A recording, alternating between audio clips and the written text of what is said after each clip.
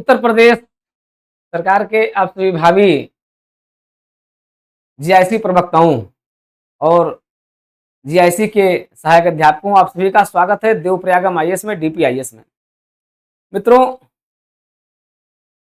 आपके इंतजार की घड़ियां जानते ही हैं, पूरी हो चुकी हैं और उस इंतजार की घड़ी में अब आपका लक्ष्य बहुत बड़ा लक्ष्य है और वो लक्ष्य है आपका जीआईसी का प्रवक्ता बनना। और जीआईसी में government degree college, government inter college में और गवर्नमेंट जीजीआईसी में, दोनों में पीजीटी और एलटी ग्रेड, इन दोनों की शानदार नौकरी आपको प्राप्त करना है, आपका लक्ष्य। और इस लक्ष्य के लिए हम आपके साथ हैं, ब्रह्मास्त्र के साथ हैं और आपको 100%, 90-95 नहीं, 100% गारंटी के साथ आपके साथ इस बड़े कार्य को लेकर के चला जा रहा है, शुरू किया जा रहा है, जिसमें आपको बनना है, जीआईसी में प्रवक्ता बनना है और जीआईसी में आपको सहायक अध्यापक बनना है।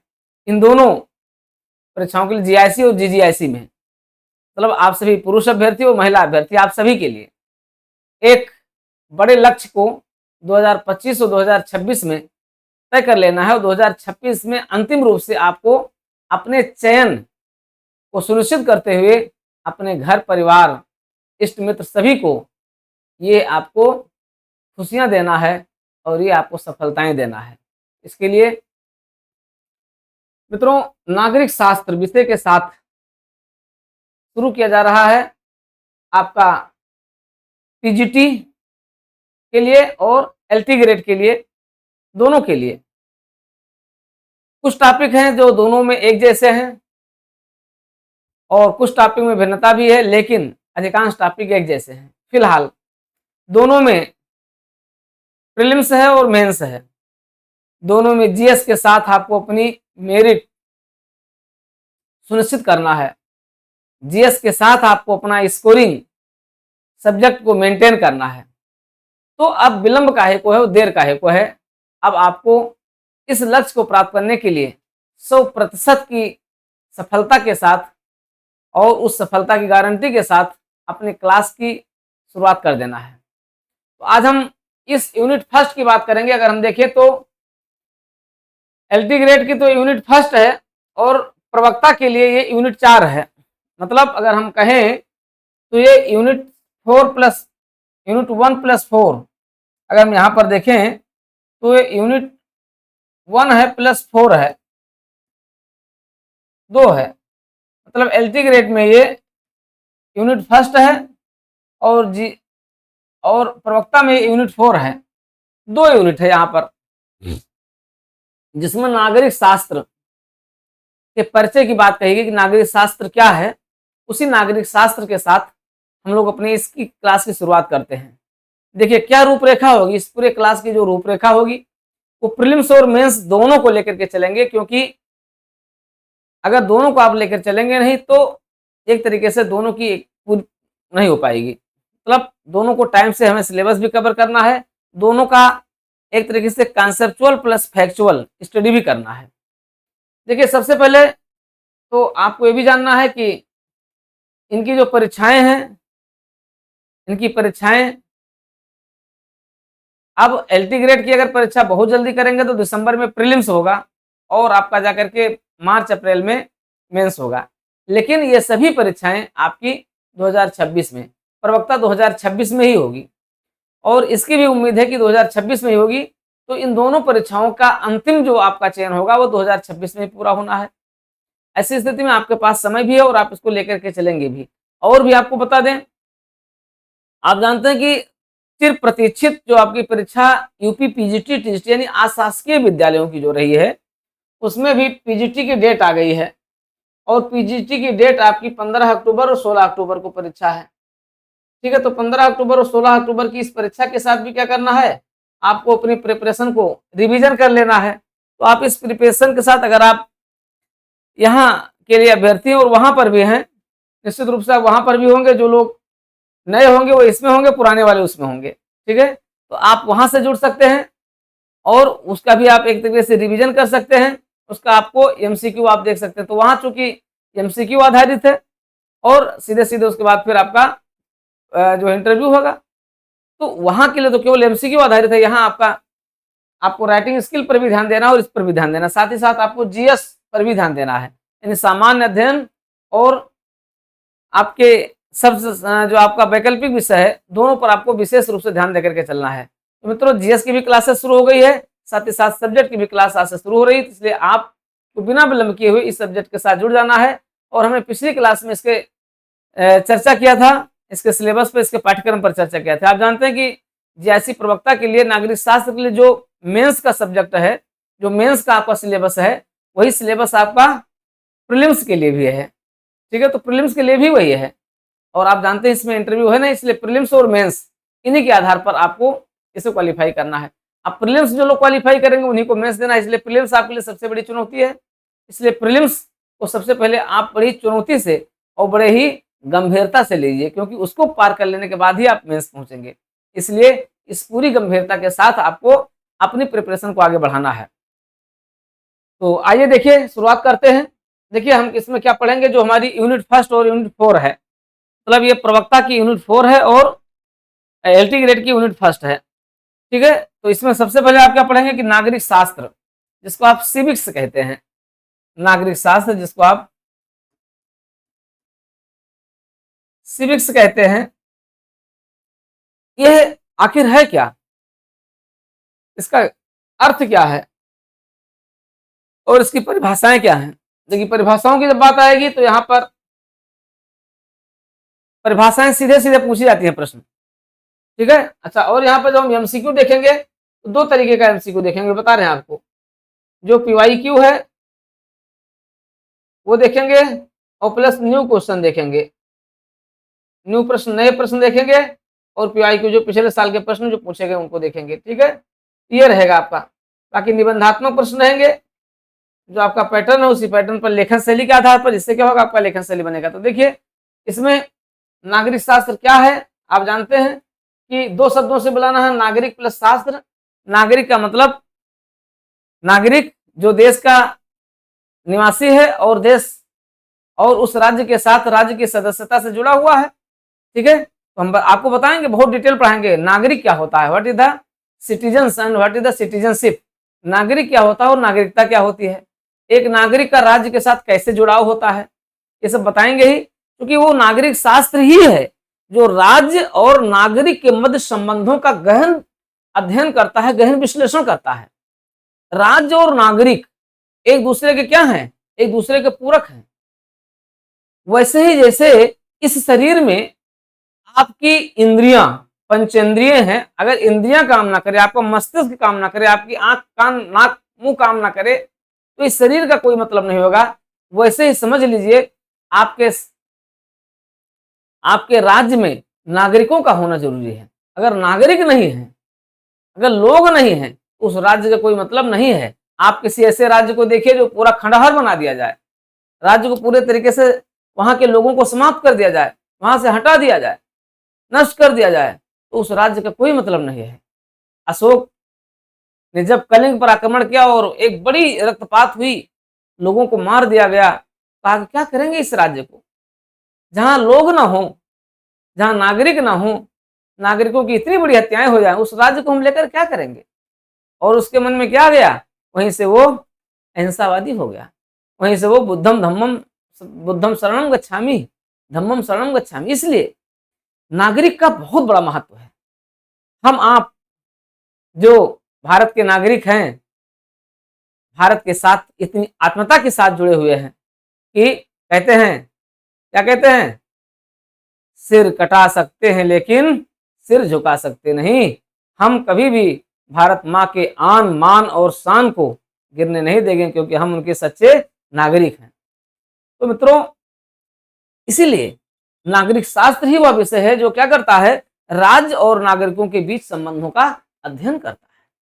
बताएंगे, चर्चा करेंगे। तो इस रूप में नागरिक शास्त्र का अर्थ जानेंगे और नागरिक शास्त्र की परिभाषा जानेंगे। नागरिक शास्त्र की परिभाषा में आप देखेंगे यहाँ पर पाश्चात्य विचारक हैं, क्योंकि यहाँ परिभाषाएं लगातार पूछी जाती हैं। तो पाश्चात्य विचारकों की परिभाषाएं देखेंगे और भारतीय विचारकों की भी देखेंगे कि भारतीय विचारक क्या कहते हैं। ठीक है, और विचारक पर बहुत ज्यादा प्रश्न आता ही, आप जानते हैं। आप देखेंगे पीवाईक्यू को देखिए, पिछले साल के प्रश्नों को देखिए, तो इसी पर 2-3 प्रश्न हमेशा रहते हैं। निम्नलिखित में से किस विद्वान ने नागरिक शास्त्र की ये परिभाषा दी है, राजनीति विज्ञान की ये परिभाषा दी है, नागरिकता की ये परिभाषा दी है, राज्य की ये परिभाषा दी है। कम से कम आपको 5 से 10 प्रश्न इस तरीके से जो स्टेटमेंट वाले होते हैं मिलते हैं। हम आपको सारे स्टेटमेंट क्रमबद्ध वाइज देंगे। कितने लोगों ने आपको कम से कम 100 परिभाषाएं देंगे, वही 100 परिभाषाएं हर साल आई हुई है, हर साल वही परिभाषाएं आई हैं और फिर वही आएंगी। इसलिए बिल्कुल हमारे पास ब्रह्मास्त्र है, सिलेक्शन का ब्रह्मास्त्र है, उसी ब्रह्मास्त्र का प्रयोग आप करेंगे और सफलता अपने हाथ में ले लेंगे। भटकिए मत, अटक भटक से ये अवसर चला जाएगा, क्योंकि बहुत बड़ा अवसर मिला है आपको, बड़ी तपस्या के बाद मिला है, बड़े मेहनत के बाद मिला है, इसलिए इस अवसर को अपने हाथ से जाने मत दीजिए। ठीक है ना। चलिए आइए जुड़िए देव प्रयागम के साथ। तो यहाँ पर हम चर्चा करेंगे अर्थ परिभाषा और विशेषताओं में पाश्चात्य विद्वानों की विशेषताएं देखेंगे और फिर भारतीय विद्वानों की परिभाषाएं देखेंगे। फिर आएंगे विशेषताएं, नागरिक शास्त्र की क्या क्या विशेषताएं हैं। नागरिक शास्त्र क्या करता है, ये एक व्यवहारिक विज्ञान है और ये व्यवहारिक विज्ञान के रूप में क्या करता है, नागरिक और राज्य के मध्य संबंधों का विश्लेषण करता है, नागरिकों की आवश्यकताओं अपेक्षाओं की पहचान करता है, राज्य द्वारा नागरिकों के अधिकतम कल्याण को सुनिश्चित करने पर बल देता है, नागरिकों द्वारा राज्य के हित में सदैव समर्पित रहने पर बल देता है, सदैव नागरिकों के कर्तव्यों का निर्धारण करता है कि राज्य के साथ उसके क्या कर्तव्य हैं। इस रूप में देखेंगे। इसकी ढेर सारी विशेषताएं हैं, कम से कम 6-7 विशेषताओं को देखेंगे और इन्हीं में से कई विशेषताएं क्या हैं, कई बार पूछी गई हैं। तो ये हो जाएगा। फिर हम क्षेत्र पर आएंगे। नागरिक शास्त्र का क्षेत्र क्या है, इसके क्षेत्र पर 2 विचारधाराएं हैं, संकीर्ण विचारधारा और व्यापक विचारधारा है। संकीर्ण विचारधाराओं का संबंध जो है ये केवल इसे एक विषय तक सीमित कर देता है, जबकि व्यापक विचारधारा के अंतर्गत इसका संबंध वैश्विक है, ग्लोबल है और वैश्विक स्तर पर क्या है, ये केवल विषयगत ही नहीं बल्कि ये सभी राज्यों के साथ जुड़ा हुआ है और राष्ट्रीय अंतर्राष्ट्रीय यानी राष्ट्रीय सीमाओं के पार जाकर के ये कार्य करते हुए देखा जाता है और अंतर्राष्ट्रीय स्तर पर भी इसकी पूरी प्रवृत्ति देखी जाती है। तो इस तरीके से इसका क्षेत्र देखेंगे। फिर इसकी प्रकृति देखेंगे। इसकी प्रकृति क्या है, इसकी प्रकृति कैसी है, एकीकृत प्रकृति है, व्याख्यात्मक प्रकृति है, ठीक है, कलात्मक प्रकृति है, वैज्ञानिक प्रवृत्ति है, इनका विश्लेषण करेंगे, लोक कल्याणकारी प्रकृति है। इस रूप में जानने का प्रयास करेंगे नागरिक शास्त्र का नेचर क्या है, किस नेचर के रूप में इसे हम एज ए डिसिप्लिन हम इसको मान्यता देते हैं और एज ए जो है व्यवहारिक रूप में कैसे मान्यता देते हैं। तो जब हम इसके एज ए डिसिप्लिन की बात करते हैं तो एज ए डिसिप्लिन ये पॉलिटिकल साइंस के रूप में आगे बढ़ता है। एज ए डिसिप्लिन ये पॉलिटिकल साइंस में क्या हो जाता है, निहित हो जाता है, राजनीति विज्ञान में निहित होकर के और एक स्वतंत्र डिसिप्लिन के रूप में आगे अपने विकास को आगे बढ़ाता है। इसलिए उच्च स्तर पर ये क्या हो जाता है, उच्च शिक्षा स्तर पर भारत में इसको हम पॉलिटिकल साइंस के रूप में देखते हैं। जबकि अगर हम निचले स्तर पर देखें यानी हम गुरु लेवल पर देखें तो ये स्वयं एक नागरिकों के विज्ञान के रूप में जाना जाता है, नागरिक और राज्य के विज्ञान के रूप में देखा जाता है। ठीक है, तो इसको हम देखेंगे, चर्चा करेंगे इसकी प्रकृति पर। अच्छा हाँ, एक पॉइंट और है, इसका उदय और विकास विशेषताओं के साथ ही हम इसका एक पॉइंट और है यहाँ पर देखेंगे, इसका उदय और विकास। उदय और विकास, उदय हम कहाँ से देखते हैं, इसके उदय को हम देखते हैं कहाँ से, इसके उदय को हम देखते हैं प्राचीन यूनान से। क्या बौद्धिक घूम रही है, क्या बौद्धिक घूम रही है जिसने प्राचीन काल से लेकर और आज तो उसकी स्थिति बहुत अच्छी नहीं, लेकिन फिलहाल हम देखते चल रहे हैं आज भी यूनान अपने उन प्राचीन परंपराओं पर गर्व करते हुए आधुनिकता की ओर सीधे आगे बढ़ रहा है। लेकिन प्राचीन भूमि उसकी निश्चित रूप से क्या रही है? बौद्धिकता, दार्शनिकता, वैज्ञानिकता की समृद्ध भूमि रही है। चर्चा करेंगे, जब यूनान के बारे में चर्चा करेंगे तो वहां चर्चा करेंगे। और उसी यूनान की भूमि ने क्या दिया है? उसी यूनान की भूमि ने प्राचीन विश्व में महान दार्शनिक, महान विज्ञान वेत्ताओं की पूरी फौज उतार दी है। और इसी रूप में किसको दिया? सुकरात को दिया, अरस्तु को दिया। इन सभी विद्वानों को देने का श्रेय किसको जाता है? उस ग्रीक को जाता है। और उस ग्रीस ने क्या किया है? उस ग्रीस ने जो क्या होता था? सिटी स्टेट होता था, और वही सिटी स्टेट से ही सिटीजन्स, और सिटीजन से ही सिविक्स की अवधारणा जन्म लेती है। और आज उसी सिविक्स को हम इस रूप में पढ़ते हैं, देखते हैं, और उसके जनक कौन माने जाते हैं? स्वयं आचार्य अरस्तु माने जाते हैं। अरस्तु को क्या कहता है? अरिस्टोटल को क्या कहा जाता है? नागरिक शास्त्र का भी जन्मदाता कहा जाता है, नागरिक शास्त्र का भी जनक कहा जाता है। अरस्तु ही है वो जो नागरिक शास्त्र के भी जनक हैं और राजनीति शास्त्र के भी जनक हैं। ठीक है, तो आएंगे, हम चर्चा करेंगे, अभी पूरा डिटेल चर्चा करते हैं इस पर। पूरी क्लास देखिएगा, क्लास के को देखने के साथ ही निर्णय लीजिएगा कि आप जहां पढ़ रहे हैं, हमें नहीं कि वहां छोड़ दीजिए, वो भी पढ़िए, लेकिन नहीं पढ़ रहे हैं तो पूरी तरीके से, फुलफिल तरीके से हमारी क्लास को आप ज्वाइन कीजिए। और अगर कहीं पढ़ रहे हैं तो पढ़ने के बाद फिर इस क्लास को ज्वाइन करके आप देखेंगे, आपको अंतर नहीं, आपको बड़ा अंतर दिखाई पड़ेगा।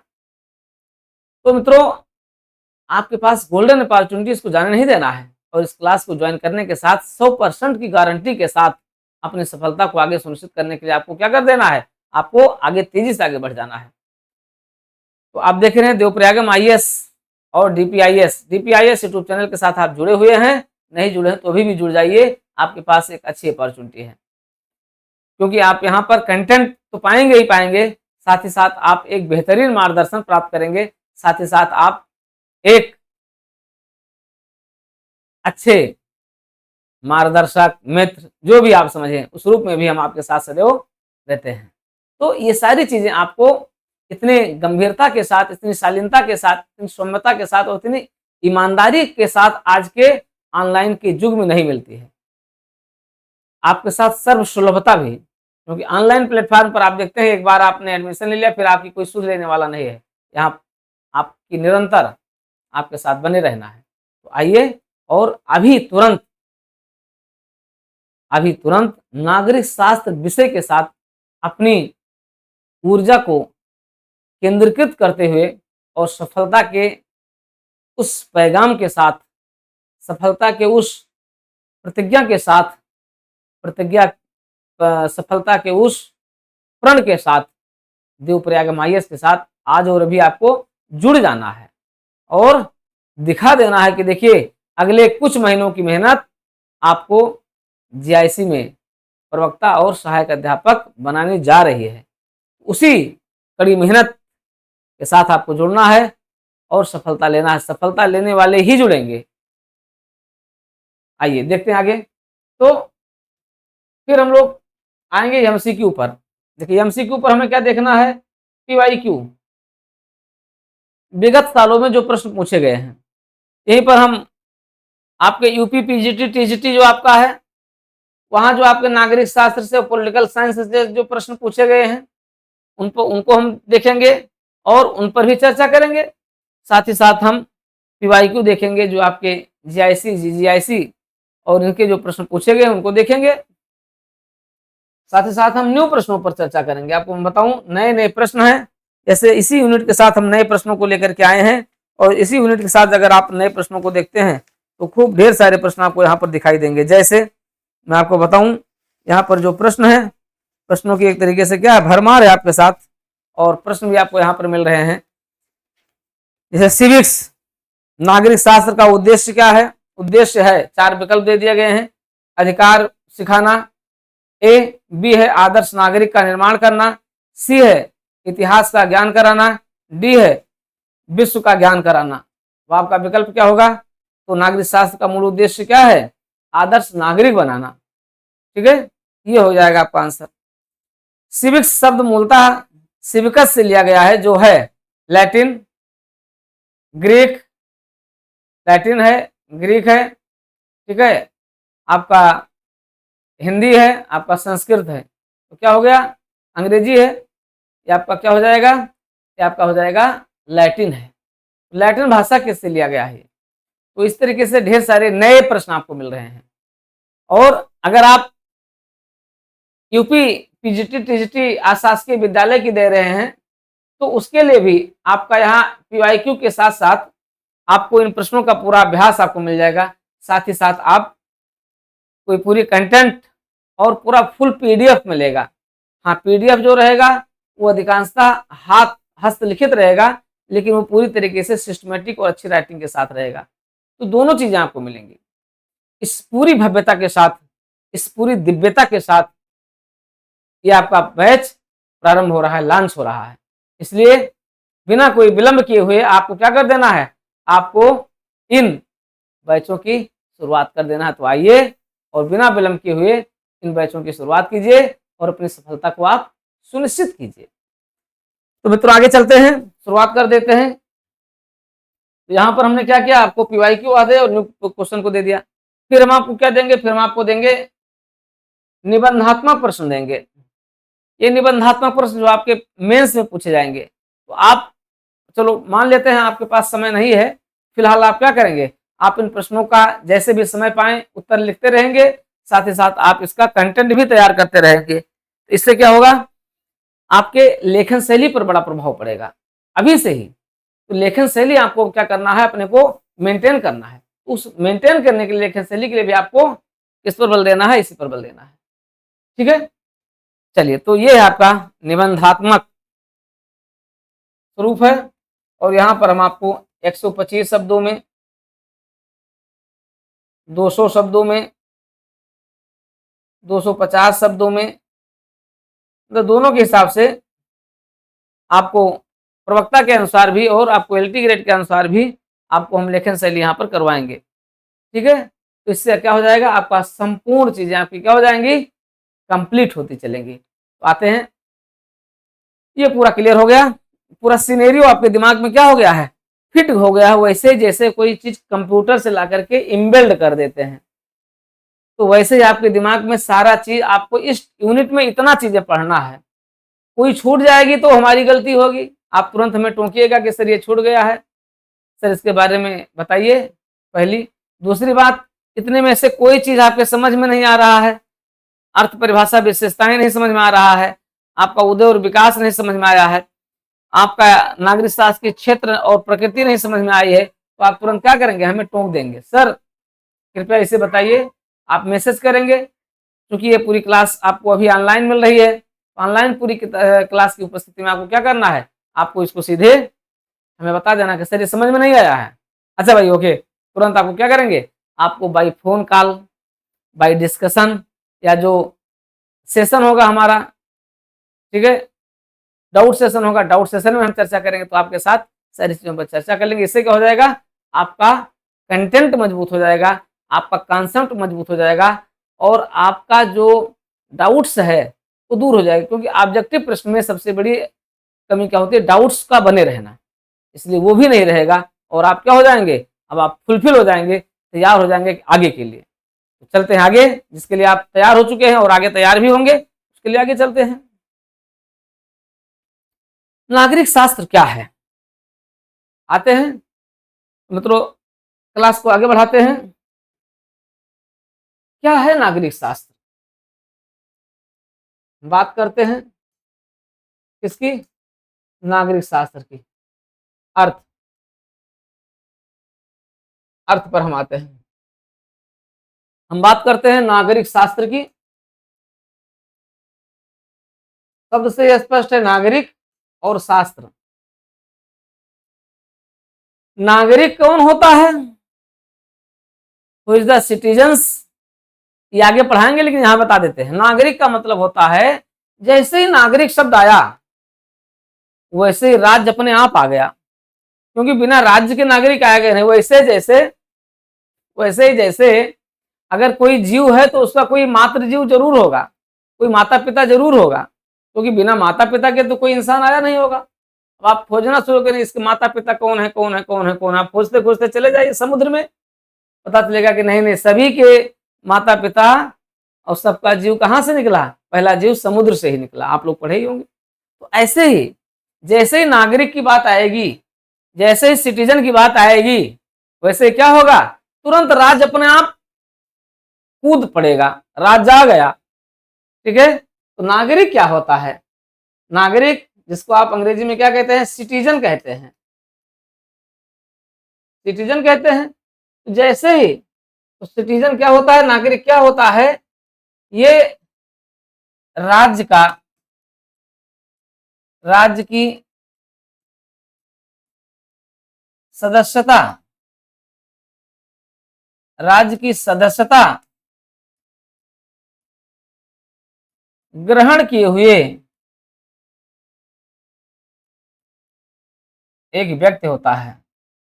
क्या होता है, वह ऐसा व्यक्ति होता है जो किसी राज्य में रहता है और उस राज्य की सदस्यता, मेंबरशिप लिए हुए होता है। Without membership you are not a citizen of any state, any country. तो membership that is a very important, हर चीज की मेंबरशिप होती है। आप देवप्रयागम के साथ जुड़े हैं, देवप्रयागम की मेंबरशिप आपने फ्री में लाइक करके और सब्सक्राइब करके ले लिया है। हमारे कई ऐसे हमारे मेंबर्स हैं जिनको हम दिल से, तहे दिल से उनको धन्यवाद भी देते हैं और तहे दिल से उनका स्वागत भी करते हैं, जो हमारी मेंबरशिप लिए हुए हैं, जो हमारे देवप्रयागम आईएएस के वो मेंबर हैं, जो पहली बार उनको तुरंत सारी चीजें मिल जाती हैं और वे हमेशा हमारे साथ जुड़े रहते हैं, योगदान भी, अपना कंट्रीब्यूशन भी हमारे साथ वो करते रहते हैं। ठीक है, आप भी आइए, मेंबर बनिए, देवप्रयागम के मेंबर बनिए, देवप्रयागम के साथ आप गहराई से जुड़िए, दिल से सब्सक्राइब कर दिए हैं और अगर कहीं कुछ थोड़ा होगा तो दुनिया भर की बातें भी आप बोलने लगते हैं। चलो, आपका हक है कि नागरिक का हक है।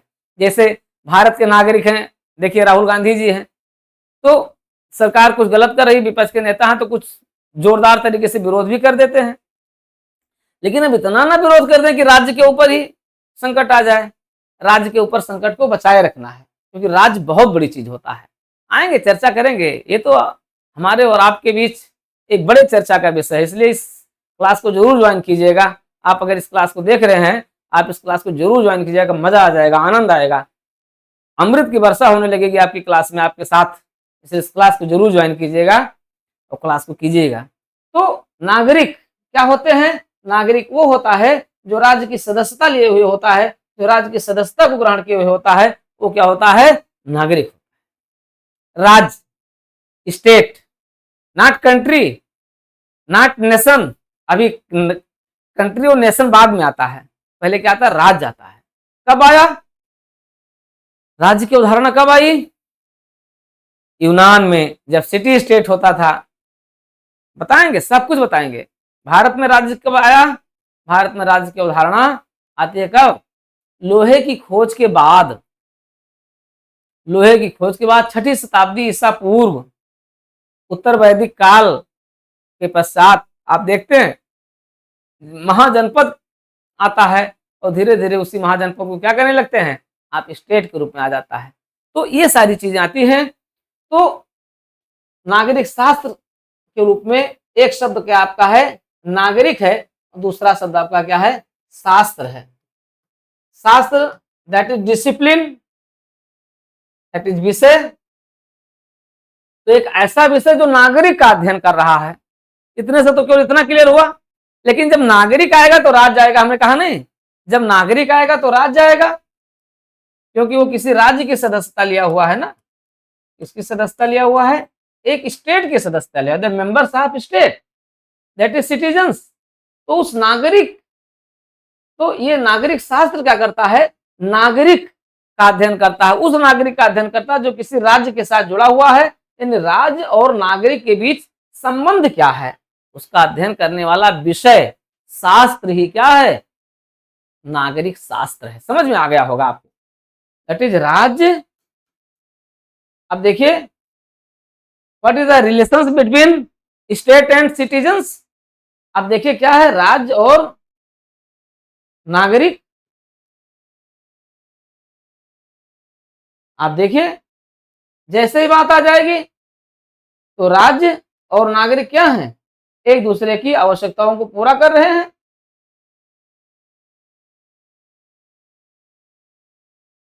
नागरिक, राज्य ने कहा कि भाई आप हमारे यहां रहो, हमारे साथ अपनी आत्मीयता दर्शाओ, आप हमारे यहां रहिए, हमें कुछ रेवेन्यू देते रहिए, कुछ राज देते रहिए, हम आपके सुरक्षा की गारंटी लेते हैं। आपने देखा कि अभी नागरिकता संशोधन अधिनियम लाया गया, नागरिकता संशोधन अधिनियम 2019 एनआरसी, आपने देखा खूब बड़ा विरोध हुआ है इसका। ठीक है, तो नागरिकता संशोधन अधिनियम में भारत क्या है, एक देश है, एक राष्ट्र है, एक राज्य है। तो भारत में नागरिकता से संशोधन प्रावधान क्या क्या किया गया कि कोई भी ऐसे हमारे पड़ोसी देश जहां पर नाम दे दिया गया पाकिस्तान, बांग्लादेश और अफगानिस्तान, वहां रहने वाले जो अल्पसंख्यक हैं, अगर वो भारत में आते हैं तो भारत उन्हें नागरिकता प्रदान करेगा, अर्थात राज्य के साथ, भारत के साथ उन्हें मेंबरशिप मिलेगी। क्यों मिलेगी? तब मिलेगी जब उन्हें राज्य के साथ अपना आत्मीयता दर्शाना होगा, अपना समर्पण दर्शाना होगा, अपनी इच्छा जतानी होगी, और इसके साथ यहाँ के संवैधानिक मूल्यों के साथ, यहाँ के लोकतांत्रिक मूल्यों के साथ, यहाँ के संविधान के साथ एकीकृत होना होगा। तो वो क्या बनेंगे? वो भारत के नागरिक बनेंगे। फिलहाल वो चीजें बाद में आती जाएंगी, अभी तो पूरा विषय आपका पढ़ा हुआ है। यहाँ समझ में आ गया कि अब ये क्या करता है, इन सबके भी जो रिलेशन है, जो संबंध है, इस संबंध का अध्ययन करता है। इस संबंध का जो अध्ययन करता है वही क्या है? वही नागरिक शास्त्र है।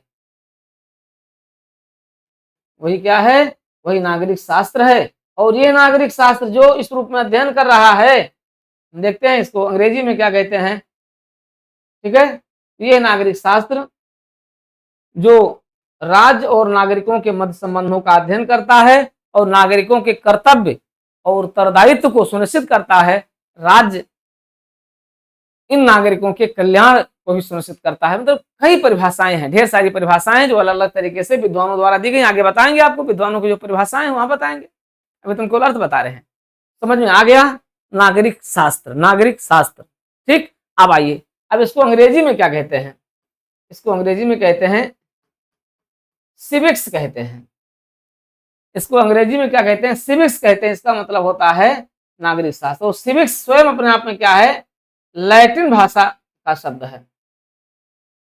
अब देखिए, लैटिन भाषा में देखिए दो चीजें हैं। लैटिन भाषा में अगर आप देखोगे तो यहां दो चीजें हैं। एक तो आपका सिविकस, सिविस, और ये लिया गया है कहां से? सिविकस से। तो यहां की अगर आप बात करेंगे, ठीक है, इसकी बात करेंगे, इस सिविक्स की बात करेंगे, तो ये अपने आप में क्या बन जाता है? इसका मतलब क्या हो जाता है? इसका मतलब हो जाता है क्या? नागरिक। यानी इसका संबंध किससे स्थापित हो जाता है? नागरिक से स्थापित हो जाता है। ठीक है, तो ये आपका क्या बन जाता है? सिविस। कहां से लिया गया है? ये सिविकस से लिया गया है। ठीक है, स्टडी ऑफ सिटीजनशिप। और इसका मतलब क्या होता है? इसका मतलब होता है स्टडी ऑफ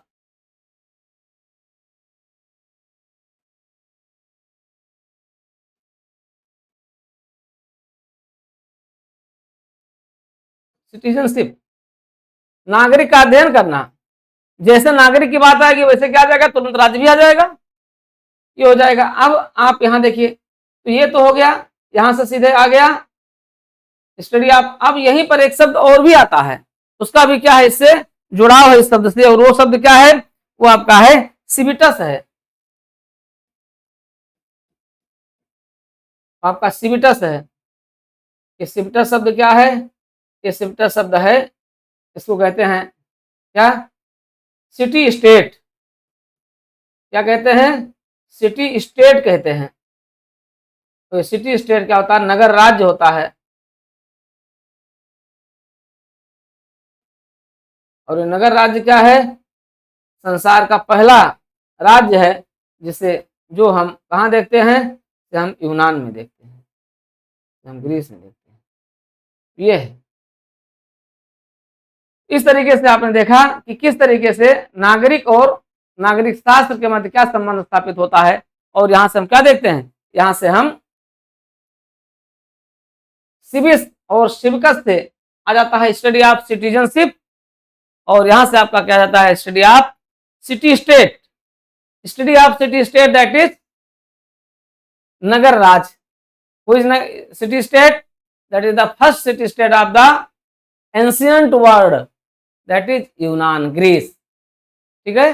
तो यूनान जो विश्व का पहला सिटी स्टेट था, सबसे पुरातन राज्यों की श्रेणी में आता है, सबसे पुरातन सभ्यताओं की श्रेणी में आता है, उत्कृष्ट सभ्यताओं की श्रेणी में आता है। और वहीं से शुरुआत होता है क्या, नागरिक शब्द की संकल्पना आती है, और वहीं से सिविक्स शब्द का जन्म होता है। और इसके जनक माने जाते हैं कौन, आचार्य अरस्तु माने जाते हैं। जानते हैं, बहुत बड़े विद्वान थे। तो अरस्तु ने ही क्या किया,